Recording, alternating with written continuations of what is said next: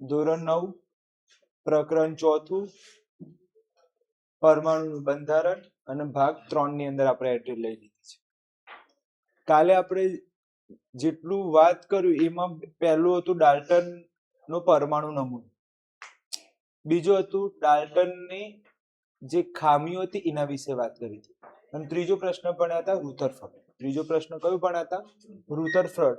એની અંદર આપણે આટલી બધી વાત કરી હતી. ચલો કાલનું થોડુંક રિવિઝન કરાવી દઉં, ધ્યાન આપજો. અહીંયા કાલે મેં 3 પ્રશ્નો પૂરા કર્યા હતા. કેટલા પ્રશ્નો? 3. ધ્યાન આપજો. ઓકે, ખાસ ધ્યાન આપજો, કેમ કે ઇમ્પોર્ટન્ટ પ્રશ્ન છે, પરીક્ષામાં પૂછાશે. કાલનો પહેલો પ્રશ્ન જે મોસ્ટ આઈએમપી હતો એ કયો હતો?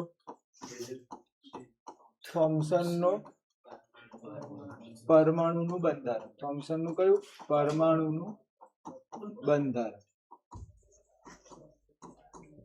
આની કેટલી લાઈન હતી? 7 લાઈન. આની કેટલી લાઈન? 7. પછી એના પછીનો પ્રશ્ન કયો શીખી ગયા? એના પછીનો કયો પ્રશ્ન છે? હા, એટલે ખામી.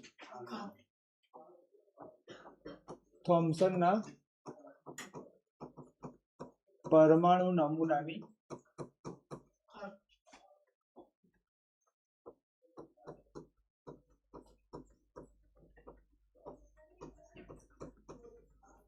ખામી.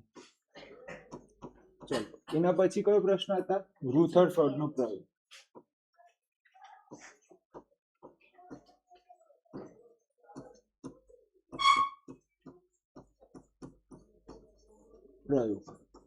ઓકે, આટલા કાલે પ્રશ્નો ભણી ગયા છે અને મોસ્ટ આઈએમપી છે, ખાસ તૈયાર કરવાનું છે. આની 7 લાઈન હતી. કેટલી લાઈન? 7. પહેલું કઈ લાઈન હતી? કે પરમાણુનું બંધારણ કેવું છે? પરમાણુનું બંધારણ કયા આકારનું છે? ગોળી આકારનું છે. કયા આકારનું છે? ગોળી આકાર. ચલો બીજો મુદ્દો. ચલો, પરમાણુની ત્રિજ્યા. ત્રિજ્યા કેટલી હતી? 10⁻10 મીટર. ચલો એના પછી કયો ગોળાકાર હતો? તો ઘન વીજભારિત ગોળો છે.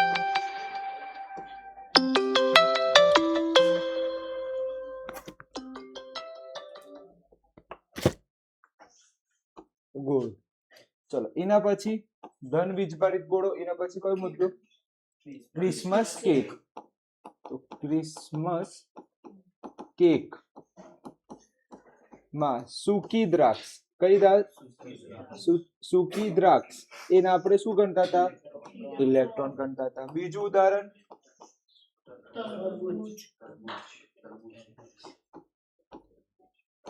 તરબૂચમાં લાલ ભાગ એ શું હતું? ધન વીજભારિત. શું હતું? ધન વીજભારિત. અને જે બીજ હતા એ કોણ હતા? ઇલેક્ટ્રોન. પાછું એક ઉદાહરણ ની વાત કરીએ. ઉદાહરણ 3 સળંગ લઈ લઈએ. તો નામ શું આપ્યા હતા અલગ અલગ? પ્લમ પુડિંગ, પછી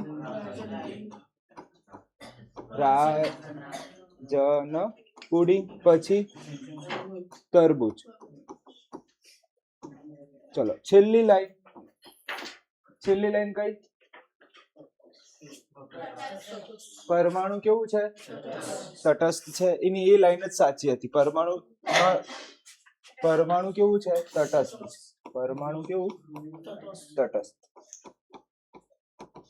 જેટલા ધન વીજભારિત છે તેટલા જ કોણ છે? ઋણ વીજભારિત.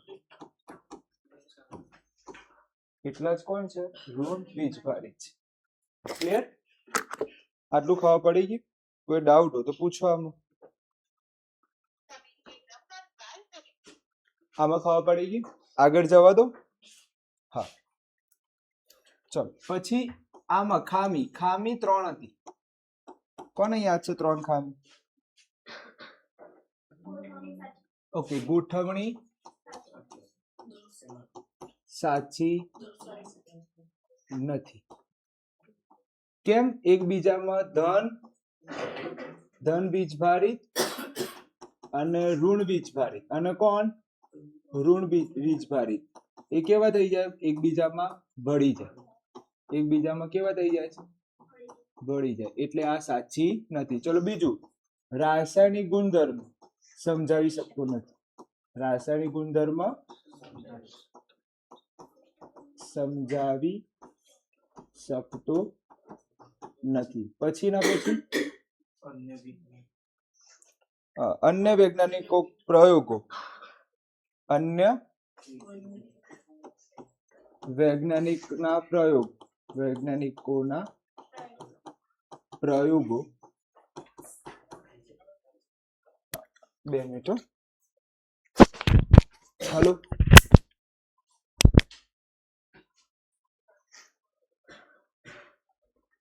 હા,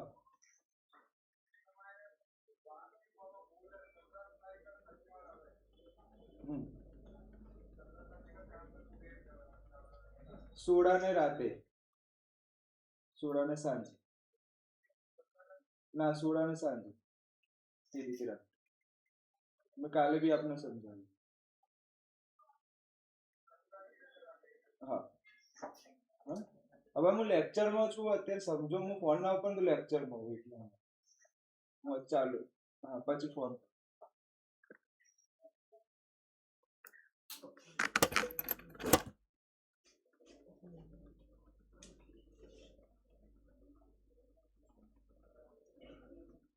ચલો આગળ જઈએ. અન્ય વૈજ્ઞાનિકોના કરેલા પ્રયોગો દ્વારા સમજૂતી અપાતી નથી. સમજૂતી નથી. અન્ય વૈજ્ઞાનિકો જે પ્રયોગો કર્યા છે તેની સમજૂતી પણ આપી શકતો નથી. ચલો પેલા રુથરફર્ડમાં કેટલા મુદ્દા હતા? 8 મુદ્દા હતા ને. ચલો પહેલું, સોનાના વરખ પર શું ચડાવ્યું? આલ્ફા કણોનો ઝડપથી આલ્ફા કણો શું કર્યા? પસાર કર્યા. શોર્ટમાં લખ્યું. પછી હવે ડિટેલમાં બોલો. સોનાના વરખમાં કેટલા પરમાણુ? કોના? સોનાના કેટલા? 1000 શું છે? પરમાણુ. ક્લિયર? અને બીજું, જાડાઈ કેટલી? 100 નેનોમીટર. ચલો ત્રીજી લાઈન, આલ્ફા કણ શાનું બનેલું છે? He2 4 એટલે શું બોલાય? વીજભારિત હિલિયમ આયન, જેનું વજન કેટલું? ઓકે, અલ્પ વિરામ કરું છું. જેનું વજન કેટલું? દળ કેટલું? 4 મ્યુ. ચલો ચોથી લાઈન. ચોથી લાઈન કયું? Very good. આલ્ફા કણો જોડે કેવી છે? ઉર્જા આવેલી છે, નોંધપાત્ર ઉર્જા આવેલી છે. પાંચમો મુદ્દો, ડિટેલમાં વાત કે જ્યારે સોનાના વરખ પર આલ્ફા કણ પસાર કરવામાં આવે છે તો અમુક આલ્ફા કણોનું શું થાય છે? વિચલન થાય છે. તો આમાં શોર્ટમાં લખું છું, અમુક આલ્ફા કણો શું થાય છે? વિચલન થાય છે. શોર્ટમાં લખું છું. ચલો છઠ્ઠો મુદ્દો, સાતમો મુદ્દો અને આઠમો મુદ્દો અવલોકન. શું હતા? અવલોકન. બોલો.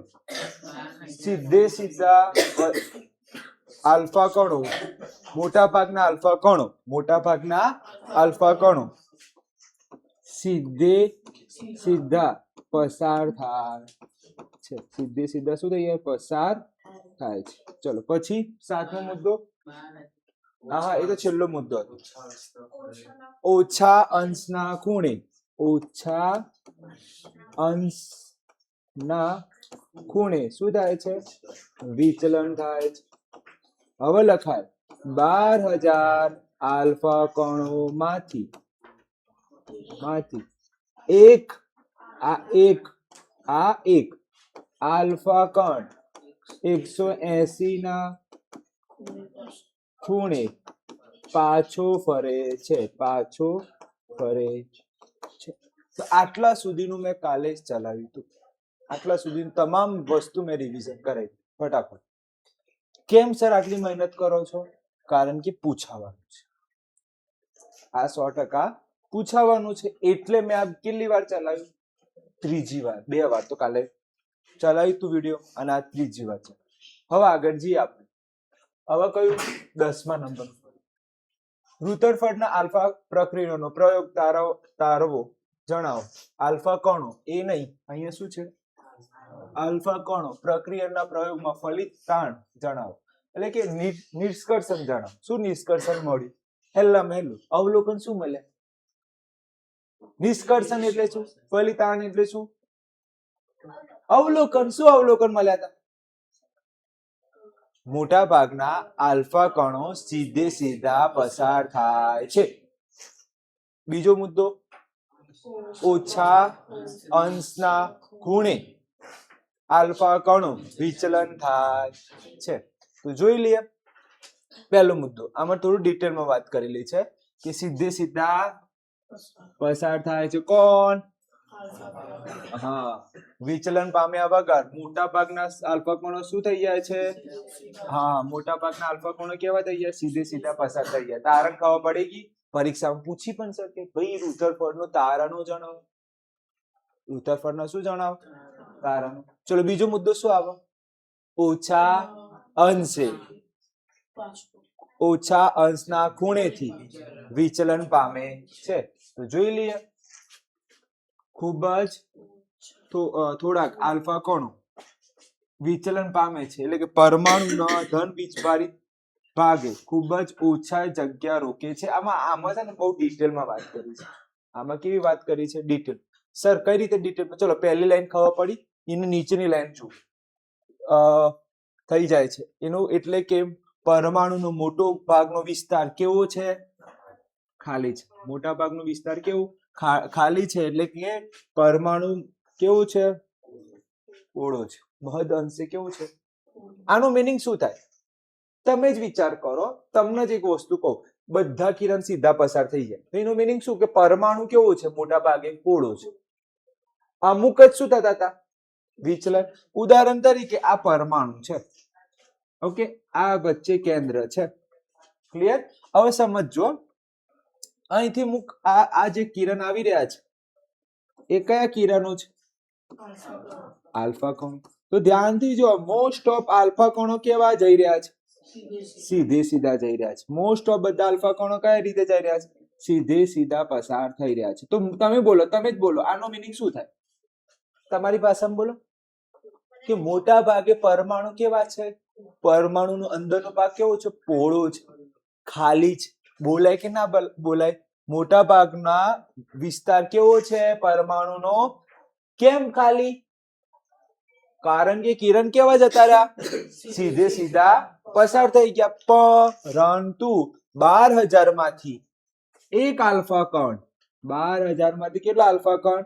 12,000 માંથી એક આલ્ફા કણ પાછો ફરી જાય છે. તો એક જ ફર્યો કોણ? એટલે પરમાણુમાં એક જગ્યા, જે જગ્યાથી પાછો પડે છે એ પરમાણુ શું ગણાય? કેન્દ્ર ગણાય. એ પરમાણુ શું ગણાય? મોટા ભાગનો વિસ્તાર ખાલી, પણ એક નાનકડો વિસ્તાર જે હશે, જે જગ્યા રોકી છે, હશે કોણ? પરમાણુનો કેન્દ્ર. ખબર પડે છે કે નહીં? આ લાઈન ખબર પડી? એટલે તમે મને એમ કહો, ઉપરના વાક્ય ઉપર તમે કયું તારણ કાઢ્યું? કે ભાઈ તારણ એ કાઢ્યું કે મોટા ભાગે પરમાણુનો વિસ્તાર કેવો હોય છે? ખાલી હોય છે. આટલું લખવાનું. બીજું કોઈ લપડ ચપડ નહીં કરવાનું. નીચેનું ભાગ કે એ થોડાક આલ્ફા કણો, કેવા? થોડાક આલ્ફા કણો, થોડાક આલ્ફા કણો શું થાય છે?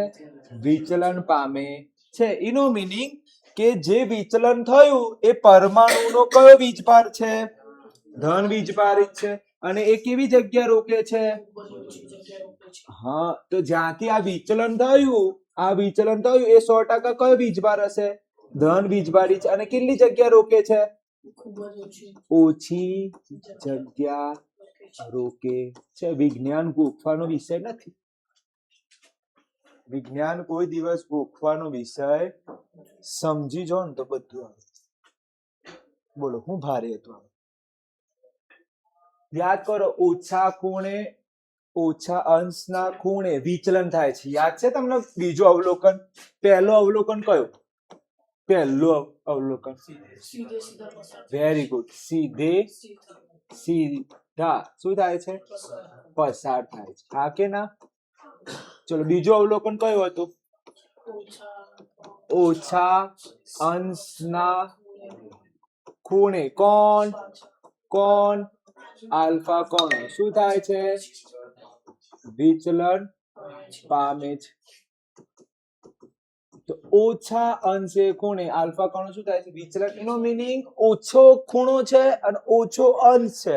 એનો મિનિંગ શું થાય કે જે વિચલન પામે છે એ પરમાણુનું કયું વસ્તુ હશે? કેન્દ્ર. એટલે કોણ? ધન વીજભારી. અને જે કેટલી જગ્યા રોકે છે? ઓછી જગ્યા. તો તારણ કમ્પ્લીટ બોલવાનું. કારણ કેવું બોલવાનું? કમ્પ્લીટ. ચલો મને એમ કહો, આનું તારણ શું નીકળે? ચલો ફટાફટ કહેશો. આનું તારણ શું નીકળે? પરમાણુ કેવો છે? મોટા ભાગે પરમાણુ કેવો છે? મોટા ભાગનો વિસ્તાર કેવો છે? ખાલી છે. ચલો આનું મીનિંગ શું થાય? કે જ્યાંથી જે ખૂણેથી વિચલન થાય છે એ કયો હશે? ધન વીજભારી. જે વિચલન કરે છે કોણ છે? ધન વીજભારી. અને જે કેટલી જગ્યા રોકે છે? ઓછી જગ્યા. એટલે આ ડિટેલમાં વાત થઈ કે ના થઈ? આ કેટલી વાત થઈ? ડિટેલમાં. ચલો ખબર પડી ગઈ. છેલ્લો મુદ્દો કોનો યાદ છે? 12,000 આલ્ફા કણમાંથી કોઈ એક આલ્ફા કણ 180 ના ખૂણે વિચલન પર. 180 નો ખૂણો એટલે આ 180 ખૂણો કહેવાય. આ કયો 80 ખૂણો? કેટલો ખૂણો બનાવ્યો? જોઈએ હવે એના પછીનો મુદ્દો.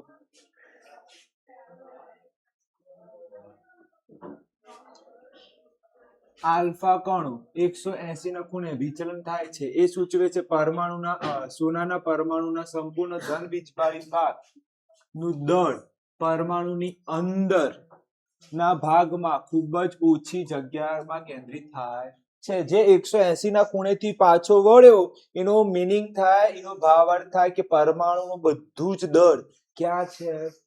પરમાણુના કેન્દ્રમાં છે. પરમાણુનું સંપૂર્ણ દળ. શું કહું છું? સંપૂર્ણ દળ. અને બીજું કોણ? ધન વીજભારી ભાગ. આ બંને ભાગ ક્યાં છે? પરમાણુની અંદર. અને જે કેવી જગ્યા રોકે છે? ખૂબ જ ઓછી જગ્યા રોકે છે. ખબર પડી?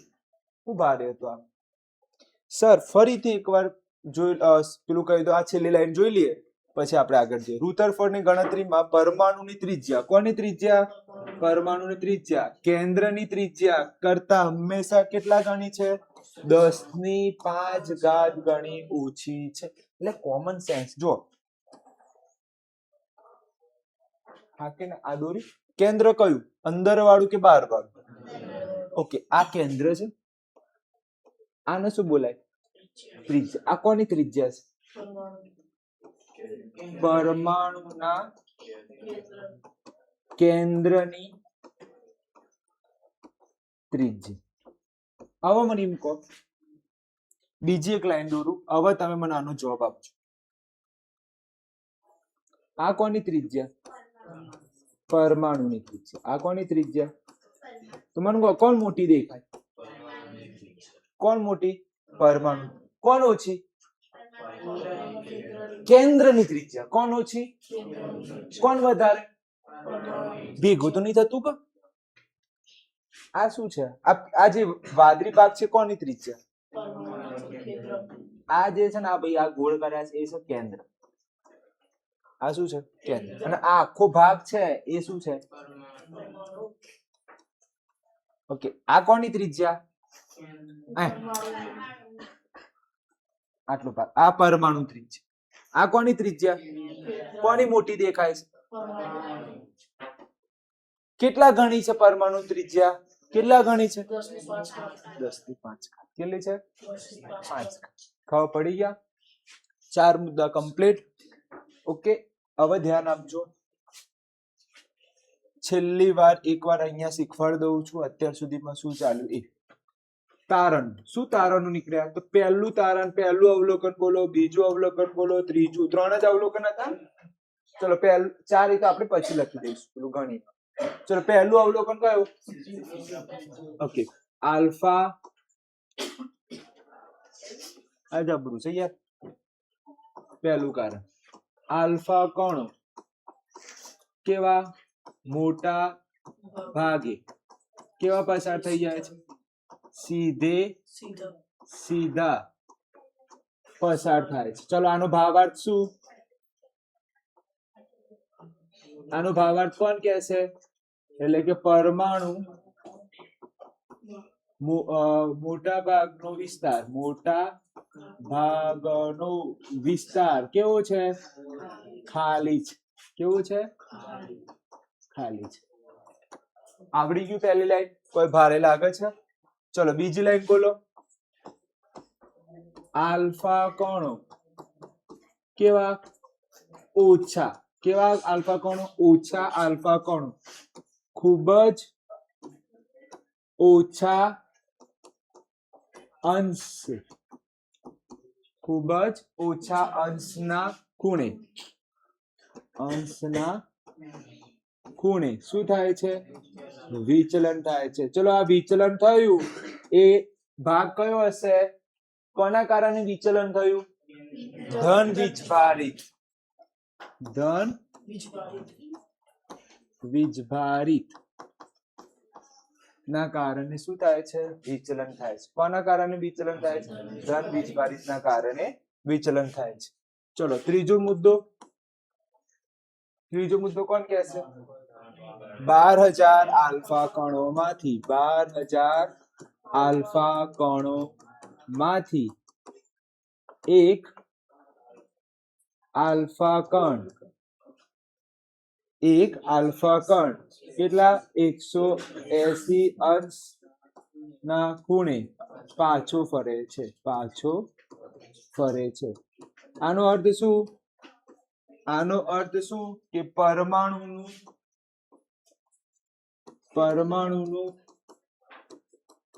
સમગ્ર દળ ક્યાં છે? કેન્દ્રમાં છે. પરમાણુનું સમગ્ર દળ ક્યાં છે?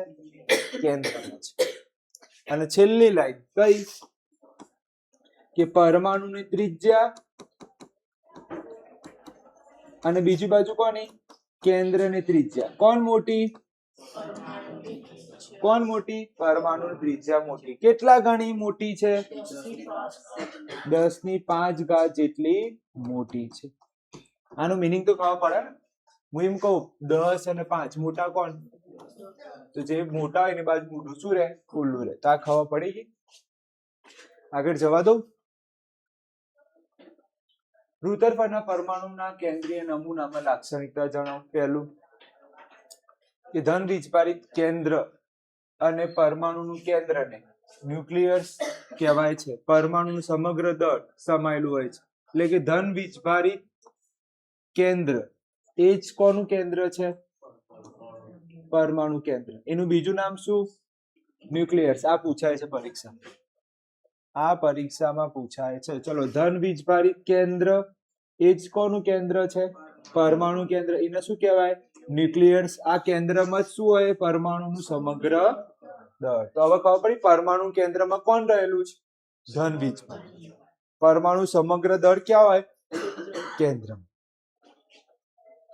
ઇલેક્ટ્રોન કેન્દ્રની આસપાસ નિશ્ચિત કક્ષામાં ભ્રમણ કરે છે. આ વાત કોને કરી? રુધરફોર્ડે. તો કે ઇલેક્ટ્રોન કોની આસપાસ? કેન્દ્રની આસપાસ કોઈક નિશ્ચિત કક્ષામાં શું કરે છે? ભ્રમણ કરે છે. આ વાત કોને કરી? રુધરફોર્ડે. અને છેલ્લો મુદ્દો કદાચ પરમાણુના કદની સાપેક્ષે. કોની સાપેક્ષે? પરમાણુ કદની સાપેક્ષે કેન્દ્ર ખૂબ જ કેવું હોય? નાનું હોય. એટલે કોમન સેન્સ. પરમાણુ કેવું હોય? મોટું હોય. કેન્દ્ર કેવું હોય? તેમાં હું લખવાની જરૂર છે? આવડે જ. 3 વસ્તુ આવડી. આ મોસ્ટ આઈએમપી છે, પરીક્ષામાં આવશે. આ મોસ્ટ આઈએમપી પરીક્ષામાં. ફરીથી લાક્ષણિકતાઓ.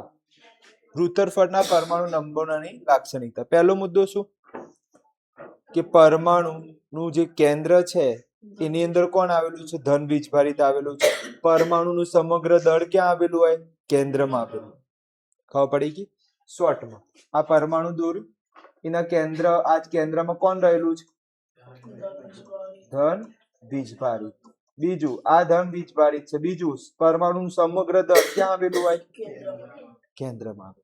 આવડી જાય. ત્રીજો મુદ્દો, પરમાણુની આસપાસ કોણ ભ્રમણ કરે છે? ઇલેક્ટ્રોન શું કરે છે?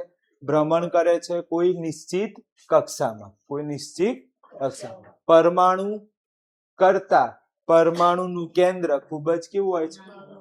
દેખાતી જ બધી વસ્તુ આમાં ખબર પડી જાય. પણ બોલો, ત્રણે ત્રણ વસ્તુ આમાં છે. આવું કરું. ચલો, પહેલો મુદ્દો, કેન્દ્રમાં કોણ છે અને સમગ્ર દળ ક્યાં આવેલું હોય? કેન્દ્ર. બીજો મુદ્દો, તેની આસપાસ કોણ ભ્રમણ કરે છે? નિશ્ચિત કક્ષામાં. ચલો, પરમાણુ કરતા કેન્દ્ર કેવું હોય?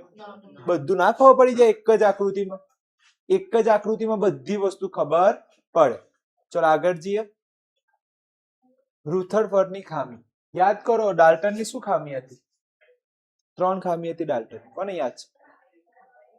ડાલ્ટનની ખામી શું હતી? ડાલ્ટનની ખામી 3 ખામીઓ હતી. કોણ કહે છે?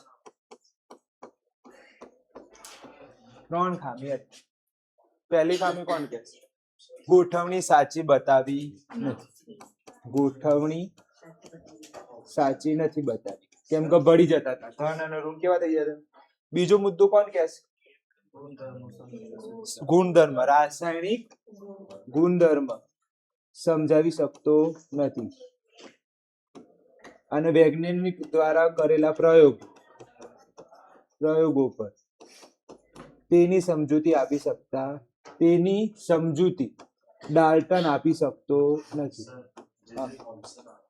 સોરી, ડાલ્ટન લખાઈ ગયું. સોરી, ભૂલ થઈ ગઈ, માફ કરી દેજો. થોમ્સન. એટલે સોરી સાહેબને ચાની જરૂર છે. થોમ્સન સમજાવી શકતો નથી. ઓકે, ભૂલ થઈ ગઈ, માફ કરી દેજો. થોમ્સનની ખામીઓ કઈ કઈ? ગોઠવણી સાચી નથી, રાસાયણિક ગુણધર્મ સમજાવી શકતો નથી, વૈજ્ઞાનિકો કરેલા પ્રયોગો તેની સમજૂતી કોણ સમજાવી શકતો નથી? થોમ્સન સમજાવી શકતો નથી. હવે આની ખામી જોઈએ. જો તમે ધ્યાનથી જો, ખામી બધી એક જ ઝાટકે આવડી ગઈ. એક ચપટી વગાડું, ખામી આવે. ઓ સાહેબ ગપ્પા માર. હું જે બાજુ તમને આંગળી બતાવું ને આંગળી જો, આ ઇલેક્ટ્રોન છે. આ શું છે? જો આ આમ જો ભ્રમણ કરે તો છેલ્લે કોના જોડે જાય? જોજો છેલ્લે કોના જોડે આવવાનું? જોજો આવી ગયો, ધડમ કરી ભેગા થઈ જાય.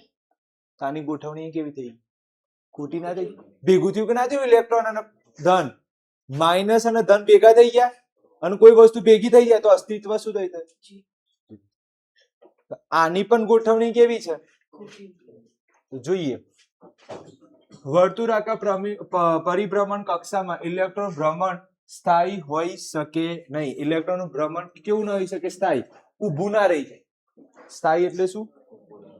ઇલેક્ટ્રોન સ્થાયી રહેતું અહીંયા, કારણ કે પ્રવેગિત કણ હંમેશા વિકર્ણ સ્વરૂપે ઉર્જા મુક્ત કરે છે. એટલે કે પ્રવેગિત જે કણ હશે એ શું મુક્ત કરશે? ઉર્જા મુક્ત કરે. શું મુક્ત કરે?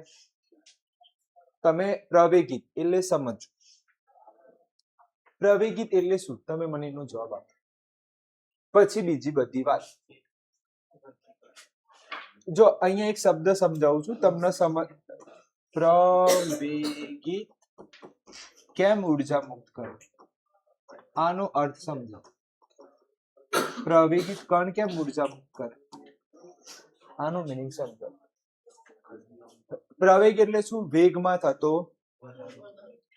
ફેરફાર. ઓકે, હું આના નીચે ફેંકીશ પેન. આ પેન ને ક્યાં ફેંકું? તો આની ઝડપમાં શું થશે? થવાનું. આનો પ્રવેગ બોલાય કે ના બોલાય? બોલાય. સારું, તમારા મમ્મી તમને એક ઝાપટ આપો, કોઈ કામ કરી. એ લાભો કેવું હોય? પ્રવેગિત. પહેલા હાથ કેવો હોય? સ્થિર હોય અને ફાડ કરીને આવે એટલે વેગ શું થાય? એ પણ શું કહેવાય?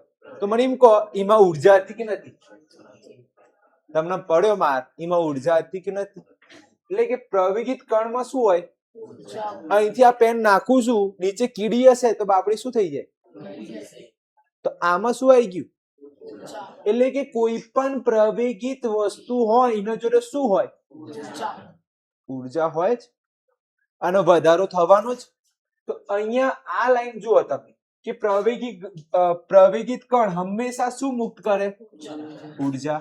બીજું, ઇલેક્ટ્રોન શું ના હોઈ શકે? સ્થાયી. આ બે વસ્તુ ઇમ્પોર્ટન્ટ છે. આ લાઈન ખબર નથી પડતી વિદ્યાર્થીઓને.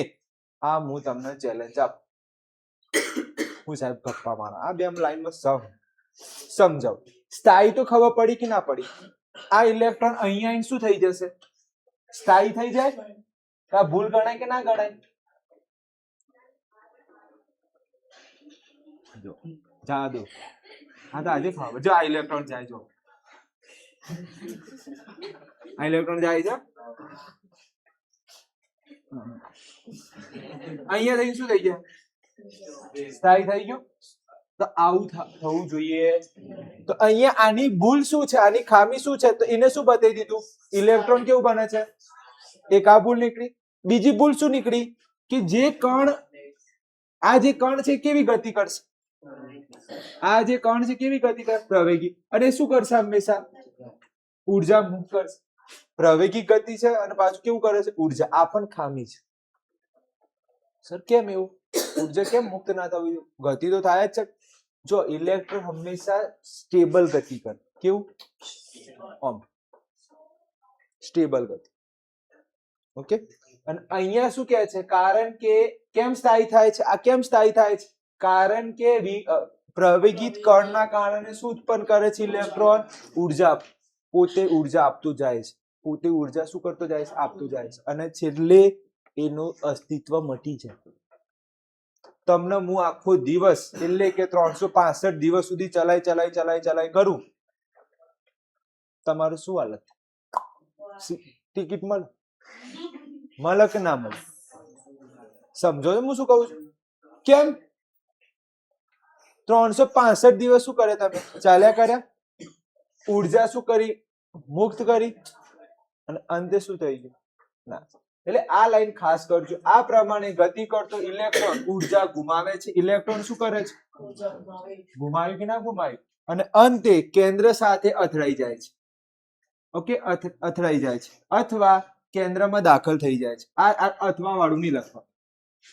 ત્રીજો મુદ્દો, જો આમ થાય તો પરમાણુ સ્થાયી રહી શકે નહીં. એટલે કે દ્રવ્ય અસ્તિત્વ ધરાવી શકે નહીં. દ્રવ્યનો નાશ થઈ જાય. દ્રવ્યનો શું થઈ જાય? નાશ થઈ જાય. 2-3 લાઈન યાદ રાખો. 4 લાઈન. કેટલી લાઈન? 4 લાઈન. અને પ્રશ્ન પૂછ. કેટલી લાઈન? 4 લાઈન. સમજાવો કઈ 4 લાઈન? જોજો અહીંયા પહેલી લાઈન જોજો. પહેલા શું કીધું? ઇલેક્ટ્રોન કઈ ગતિ કરે છે? વર્તુળાકાર ગતિ. વર્તુળાકાર ગતિ કરે છે. જો આયુ શબ્દ જો આયુ. વર્તુળાકાર પરિભ્રમણ કક્ષામાં ઇલેક્ટ્રોન ભ્રમણ સ્થાયી હોઈ શકે? સ્થાયી હોઈ શકતું નથી. એટલે આની અંદર સમજાય તો માં બીજી વાર થાક લાગી ગયો, લખાતું નથી. ઇલેક્ટ્રોન સ્થાયી હોઈ શકે. સ્થાયી એટલે જઈને બેસી ના જાય. તમે અત્યારે ઘરેથી આયા, અહીંયા શું થઈ ગયા? તમે સ્થાયી થઈ ગયા. ઘરેથી આયા ચાલતા અહીંયા શું થઈ ગયા? તમે ઇલેક્ટ્રોન સ્થાયી હોઈ શકે. એની મારી સાથે બોલતો હશે, હું લખતો નથી. 4 મુદ્દા. કેટલા મુદ્દા જોઈએ? ખામીમાં 4. ઇલેક્ટ્રોન સ્થાયી હોઈ શકે. ઇલેક્ટ્રોન કેવી ગતિ કરે છે? પ્રવેગિત ગતિ કરે છે અને ઉર્જા મુક્ત કરે. 2 મુદ્દા આવડ્યા. ફરીથી, ઇલેક્ટ્રોન સ્થાયી હોઈ શકે. બીજો મુદ્દો, ઇલેક્ટ્રોન કઈ ગતિ કરે છે? પ્રવેગિત ગતિ કરે છે. એટલે અને ઉર્જા મુક્ત કરે છે. ઇલેક્ટ્રોન ક્યાં જતું રહે છે? કેન્દ્ર સાથે અથડામણ અનુભવે છે. કેન્દ્ર સાથે કયું અનુભવે? અથડામણ. અને અથડામણથી પદાર્થનું અસ્તિત્વ ગુમાવી બેસે છે. પદાર્થ પોતાનું અસ્તિત્વ ગુમાવી બેસે છે. આ ખબર પડી છે? 4 ફરીથી બોલ દઈએ. પહેલો મુદ્દો, ઇલેક્ટ્રોન સ્થાયી હોઈ શકે નહીં. ઇલેક્ટ્રોન સ્થાયી હોઈ શકે, અહીંયા જઈને બેવું ના જોઈએ. ઇલેક્ટ્રોન સ્થાયી હોઈ શકે. બીજો મુદ્દો, પ્રવેગી ગતિ કરે છે અને ઉર્જા મુક્ત કરે છે. ત્રીજો મુદ્દો, ઇલેક્ટ્રોન કેન્દ્ર સાથે અથડામણ અનુભવાય છે. અને ચોથો મુદ્દો, પદાર્થનું અસ્તિત્વ રહેતું. ખબર પડી કે ના પડી? પડી ગઈ? પડી ગઈ હોય તો ફટાફટ બોલ દો મુદ્દા. ખામી, રુથરફર્ડની ખામી.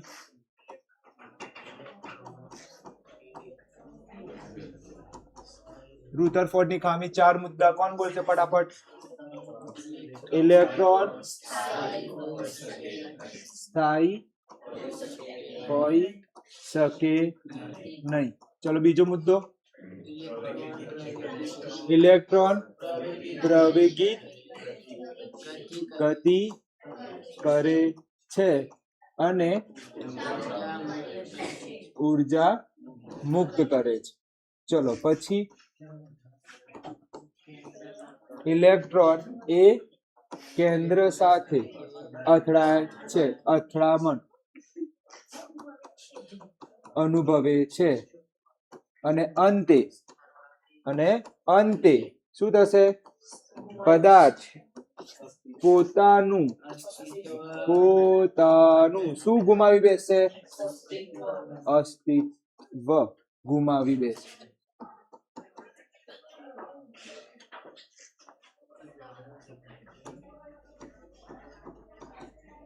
હું ભારે હતું? કોઈ ભારે લાગ્યું? આની સાથે કોની ખામી તૈયાર કરો? ડાલ્ટન નહીં, થોમ્સન. આની સાથે કઈ ખામી તૈયાર કરો? થોમ્સન. ચલો થોમ્સન ની ખામી બોલ તો કેટલી હતી? 3. બોલો કઈ કઈ? Okay, very good. ફટાફટ. સાચી ગોઠવણી દર્શાવી નથી. ચલો બીજો મુદ્દો, રાસાયણિક ગુણધર્મ સમજાવી શકતો નથી. ત્રીજો મુદ્દો, વૈજ્ઞાનિકો કરેલા પ્રયોગો ની સમજૂતી આપી શકતો. સમજૂતી કોણ નથી આપી શકતો? હા, થોમ્સન. ઓકે, સમજાવી શકતો નથી. મોસ્ટ આઈએમપી છે, સિગ્નેચર કરું છું હું, પરીક્ષામાં આવશે. આ બેમાંથી એક હશે. 3 માર્કમાં 3 મુદ્દા લખો અને 3 માર્ક ખિસ્સામાં લઈ. આગળ જવા દો. ક્લિયર? હવે કોણ જોઈશું? બોહર, છેલ્લો વૈજ્ઞાનિક. સાહેબ થાકી ગયા છે વૈજ્ઞાનિક. બોહર છેલ્લો વૈજ્ઞાનિક. બોહર પહેલું. બોહરે રજૂ કરેલા પરમાણુના બંધારણની અભિધારણા સમજાવો. જો કઈ નહીં, આ રીતે કેટલા વર્તુળ છે? વર્તુળ ગણો. 4 વર્તુળ. અંદર કોણ છે? કેન્દ્ર. આ કોણ છે? કેન્દ્ર. અને એની કેન્દ્રની બહાર કેટલા વર્તુળ? 1 2 3 4. પહેલા કેન્દ્રનું શું નામ? પહેલા છે એને શું કહેવાય? કેન્દ્ર.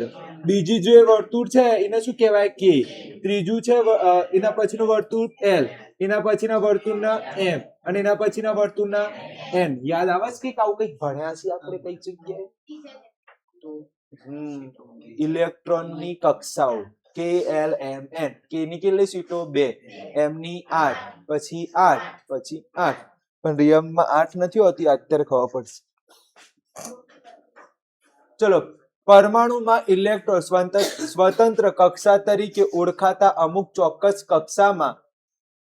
કક્ષા તરીકે ગણવામાં આવે છે. ઓકે, બીજો મુદ્દો, સ્વતંત્ર કક્ષામાં પરિભ્રમણ દરમિયાન ઇલેક્ટ્રોન વિકર્ણ સ્વરૂપે ઉર્જા મુક્ત કરતા નથી. આમાં ઉર્જા મુક્ત ના, કેમ કે એક જગ્યા ફરફર કરવાનો, એટલે એના જ વર્તુળમાં ફરફર, એટલે ઉર્જા મુક્ત કરવાના નથી. અને ત્રીજો મુદ્દો,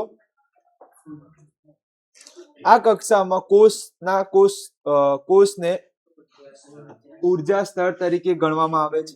જેમાં કે એલ એમ અક્ષરો દ્વારા n એટલે 1 2 3 સંખ્યાઓ વડે દર્શાવવામાં આવે છે. એટલે કે જે આ કક્ષા છે ને, કક્ષા, પહેલી કક્ષા સ્ટાન્ડર્ડ 1, બીજી કક્ષા સ્ટાન્ડર્ડ 2, ત્રીજી કક્ષા સ્ટાન્ડર્ડ 3, ચોથી કક્ષા સ્ટાન્ડર્ડ 4. પણ આ લોકો સ્ટાન્ડર્ડ 1 2 3 લખતા નથી. એ લોકો શું બોલે છે? કે એલ એમ એન. તું કઈ કક્ષામાં ભણે છે? એન કક્ષામાં ભણે છે, એટલે ચોથું ધોરણ. તું કઈ કક્ષામાં ભણે છે? એલ, બીજી કક્ષા. એટલે કક્ષા છે. એન એટલે શું? કક્ષા. એન એટલે શું? કક્ષા. એક વાત કહું તમને જોરદાર, આ પ્રશ્ન એવો છે ને, તમે આકૃતિ દોરતો ને પછી જોઈને મુદ્દા બનાવો. શું બોલ્યો હું? જોઈને મુદ્દા બનાવો. કેવી રીતે? આ દોર દીધું, લખી દેવાનું પહેલી કક્ષાનું શું નામ છે? કે પહેલો મુદ્દો બન્યો. બીજી કક્ષાનું શું નામ છે? ત્રીજી કક્ષાનું. કેટલા મુદ્દા બની ગયા? 4 મુદ્દા તો બની ગયા. 4 મુદ્દા પછી લખી દો ઇલેક્ટ્રોન વિકર્ણ સ્વરૂપે ઉર્જા મુક્ત કરતા. કેટલા મુદ્દા થયા? બોહરનો તો સૌથી પહેલું. આગળ જઈએ. પૂરું થઈ ગયું બોહર. હવે કોણ આવી ગયું? ઓકે, તટસ્થ છે. થોમ્સનના પરમાણુ નમૂના આધારે સમજાવો કે પરમાણુ સમગ્ર રીતે તટસ્થ છે. સમજાવો કેમ થોમ્સન એવું કહેતો હતો તટસ્થ છે? જેટલા ધન એટલા જ ઋણ, તેથી પરમાણુ કેવું છે? તટસ્થ. આગળ જવા દો પ્રશ્ન. હવે રિવિઝન થાય છે. ખબર પડી ગઈ? જેટલા ધન આયન એટલે ધન વીજભાર એટલા જ ઋણ વીજભાર. ચલો, તેથી પરમાણુની દ્રષ્ટિએ કેવું છે? તટસ્થ છે. ચલો, આનું વાક્ય વાંચો. કોણ કહેશે? કયું રુધરફોર્ડે કોની શોધ કરી? મતલબ એટલે કે કયા અપરમાણ્વીય કણો હાજર છે? વચ્ચે કયું અપરમાણ્વીય કણ હાજર છે? ધન વીજભારિત. રુધરફોર્ડના પરમાણુ નમૂનો આધારિત છે કે કેન્દ્રમાં કોણ રહેલું છે? પ્રોટોન હાજર છે. એટલે કે પ્રોટોન એટલે કોણ? ધન વીજભારિત કણ હાજર છે. ચલો, આના પરથી 2-3 વસ્તુ. થોમ્સને કોની શોધ કરી? ઇલેક્ટ્રોનની. ચલો, બીજું કોને? ગોલ્ડસ્ટીને કોની શોધ કરી? પ્રોટોન. ત્રીજું પછી રુધરફોર્ડે શાની શોધ કરી? કે પ્રોટોન ક્યાં છે? પરમાણુના કેન્દ્રમાં. પરમાણુના કેન્દ્રમાં. પ્રોટોન ક્યાં છે? પરમાણુના કેન્દ્રમાં. આટલું ખબર પડી ગઈ? ઓકે. કે આ જો બોહરનો પરમાણુ નમૂનો દોરો. આવું દોરો તોય ચાલે, પણ મને આ ગમતું નથી. બોહરનો પરમાણુ નમૂનો ચલો દોરીએ. 1 વર્તુળ, 2 વર્તુળ, 3 વર્તુળ, 4 વર્તુળ. વચ્ચે કોણ? કેન્દ્ર. વચ્ચે કોણ? કેન્દ્ર. ચલો, આ પહેલી જે છે એને શું કહેવાય? કે. બીજી છે એને શું કહેવાય? એલ. ત્રીજી છે એને એમ. ચોથી છે એને એન. કેપિટલ. આ કઈ કક્ષા? આ એન એટલે કક્ષા. એન કઈ? પહેલી કક્ષા. આ બીજી કક્ષા. આ ત્રીજી કક્ષા. આ ચોથી કક્ષા. અને છેલ્લું આ જે છે વચ્ચે વાળું છે શું? કેન્દ્ર. આ પરીક્ષામાં પૂછાશે 1 ગુણમાં. દોર દેવાનું. પર બોહરનો પરમાણુ નમૂનો સમજાવો. બોહર આવું દોરવાનું નહીં. અને 1 ઇલેક્ટ્રોન બતાવી દેવાનું વચ્ચે. એક શું બતાવી દેવાનું? ઇલેક્ટ્રોન. અને અહીંયા બતાવી દેવાનું આ શું છે? ઇલેક્ટ્રોન. આ બોહરનો નમૂનો છે. કે એલ એમ એન. આગળ જવા દો. શું થયું? કઈ ભૂલ છે? બોર્ડ છે? એટલે નહીં લખાતું.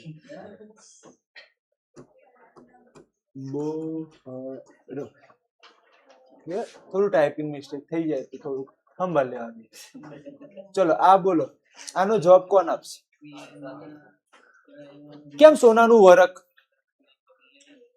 પ્રયોગમાં સોનાના વરખને બદલે અન્ય કોઈ ધાતુ લીધી હોય તો?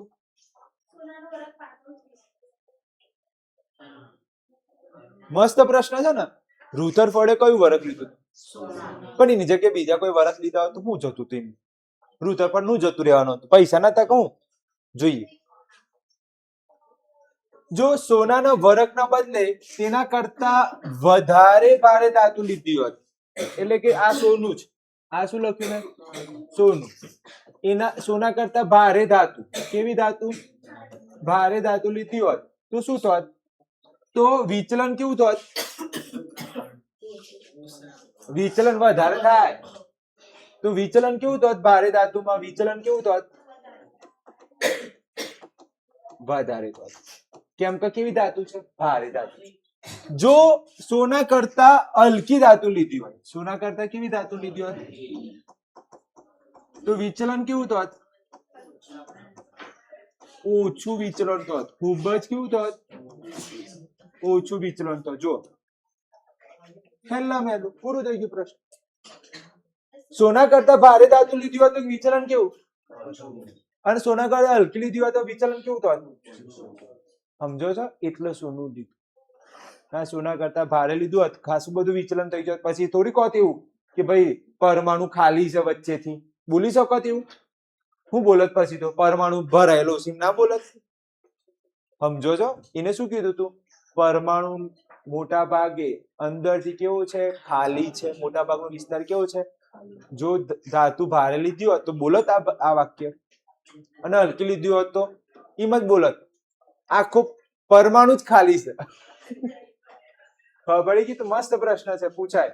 ભારે ધાતુનું અપાકર્ષણની માત્રા વધુ હોય. ભારે ધાતુમાં અપાકર્ષણની માત્રા કેવી હોય? વધુ. તો અહીંયા ધ્યાન આપો, આ દેખાય છે આ, અને બીજું અપાકર્ષણ કેવું? અપાકર્ષણની માત્રા કેવું? વધુ. અને જ્યારે હલકી ધાતુમાં અપાકર્ષણ કેવું?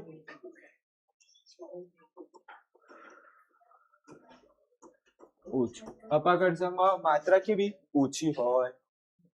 ઓકે, આગળ જી. ચલો આનો જવાબ, આ મસ્ત પ્રશ્ન છે. ત્રીજા નંબરનું ચેડવિક આવશે આમ. ન્યુટ્રોનની શોધ કયા વૈજ્ઞાનિકે કરી? Most IMP. કોને કરી? ચેડવિકે. કોને કરી? ચેડવિકે. ઇલેક્ટ્રોનની શોધ, ઇલેક્ટ્રોન કઈ રીતે ભ્રમણ કરે છે એની શોધ કોને કરી? આટલું તમે કોઈ જગ્યા લખી દેજો. મોસ્ટ આઈએમપી છે અત્યારે જે લખાવ એ. જો પહેલું જે થોમ્સને શાની શોધ કરી? ઇલેક્ટ્રોનની શોધ કરી. કોની શોધ કરી? ચલો બીજો મુદ્દો, ગોલ્ડસ્ટીને કોની શોધ કરી?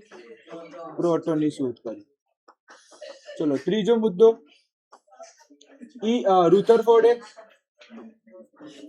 રુથરફોર્ડે શાની વાત કરી? પ્રોટોન ક્યાં આવેલું હોય? ચલો પછી કોણ આવ્યું? બોહર. બોહરે શાની વાત કરી? ઇલેક્ટ્રોન કેન્દ્રની આસપાસ શું કરે છે?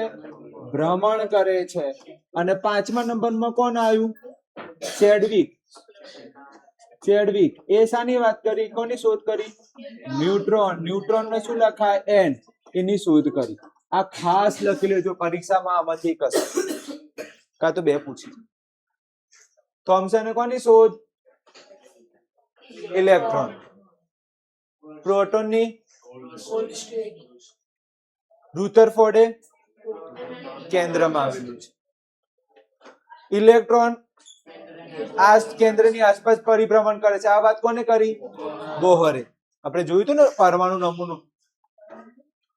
પછી બોહરે એ થઈ ગયું. પછી કોણ આવ્યું?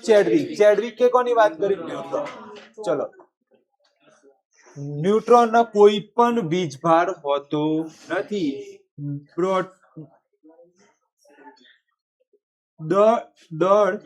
તેનું દળ પ્રોટોનના દળ જેટલું જ હતું, જેને ન્યુટ્રોન નામ આપ્યું.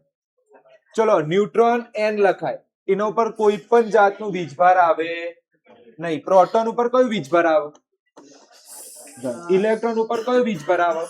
પણ આનું પર કોઈ વીજભાર આવે આને શું બોલાય ન્યુટ્રોન આને શું બોલાય ચલો આને શું બોલાય પ્રોટોન આને શું બોલાય ઇલેક્ટ્રોન ઇલેક્ટ્રોન ઉપર કયો વીજભાર માઇનસ પ્રોટોન ઉપર કયો વીજભાર પ્લસ આનો પર તટસ્થ આનો કોઈ વીજભાર હોતો નથી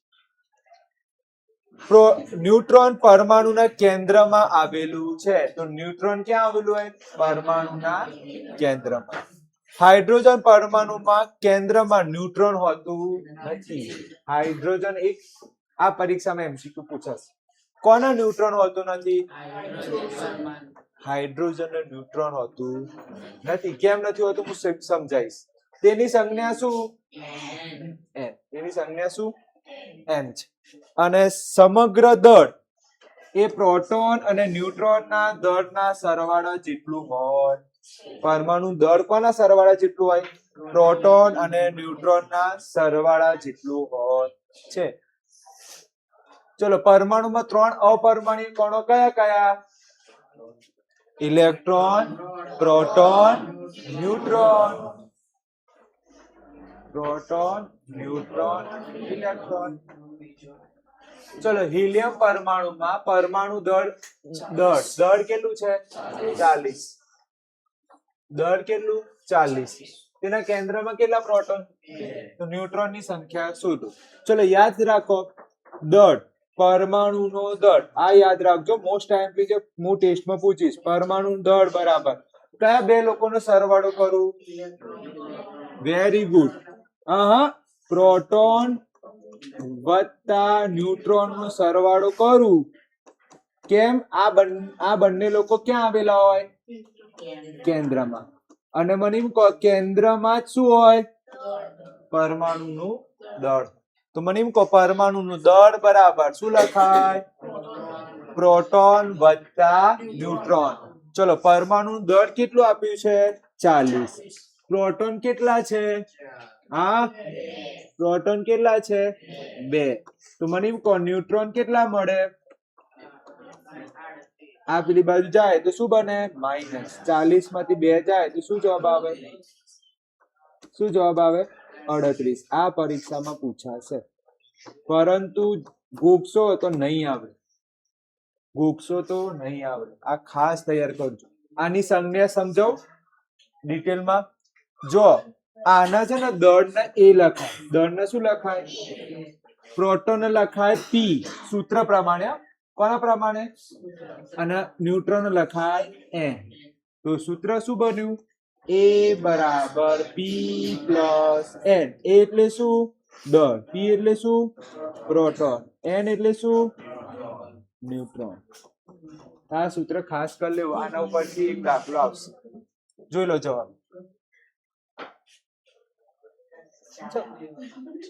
4 ચમ આવે એટલે દળ આપણે ખોટું છે 40 નથી અહીંયા 4 એટલે દળ અહીંયા 40 નથી કેટલા છે 4 તો અહીંયા 4 કરો કેટલા આયા ઓકે અહીંયા પ્રિન્ટિંગ મિસ્ટેક છે તો સુધાર લેવું દળ કેટલું છે હું એ બીજું ભાઈ 4 છે રીતે આવે છે 40 છે રીતે થાય આ કાઢ નાખજો ફરીથી દળ કેટલું 4 પ્રોટોન કેટલા 2 પેલી બાજુ જાય તો શું બને 4 માંથી 2 જાય તો 2 આવડી ગયા ઓકે હવે કયું છે ઇલેક્ટ્રોન ને કેવી રીતે ગોઠવણી કરવાની એ બધું કાલે ચાલે છે આજે કેટલા સુધી થઈ ગયા 20 સુધી થઈ ગયા કાલે હું ચેકિંગ કરીશ ક્લિયર તમે જઈ શકો છો મળી